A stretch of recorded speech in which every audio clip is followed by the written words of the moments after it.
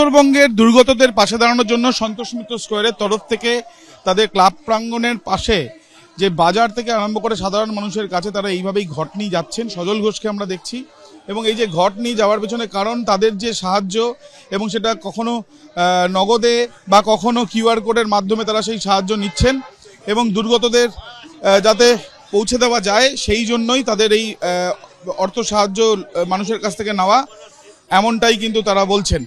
এবং আমরা সজল ঘোষ দাদা, এই যে আপনাদের যে উদ্যোগ পুজো কমিটির তরফ থেকে আপনারা করছেন, মূলত কি এলাকার মধ্যেই নাকি বাইরেও যাচ্ছে? এলাকা পুজো কমিটি আর কত দূর যেতে পারে?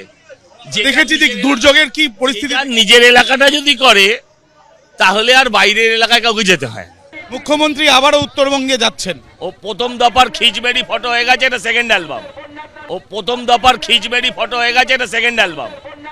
ইতিমধ্যে আমরা দেখছি সজল ঘোষকে তারা তাদের পুজো কমিটির সদস্যদের নিয়ে এই যে ত্রাণ দেওয়ার জন্য, যারা দুর্গতরা যে দুর্যোগে যারা দুর্গত তাদেরকে সাহায্য করার জন্য, ত্রাণ দেওয়ার জন্য অর্থ সাহায্য তিনি সংগ্রহ করছেন এবং এই যে অর্থ সাহায্য সংগ্রহ করছেন সেই অর্থ সাহায্য সংগ্রহ করে সেটা পৌঁছে দেওয়া হবে বলে তাদের তরফ থেকে জানানো হচ্ছে।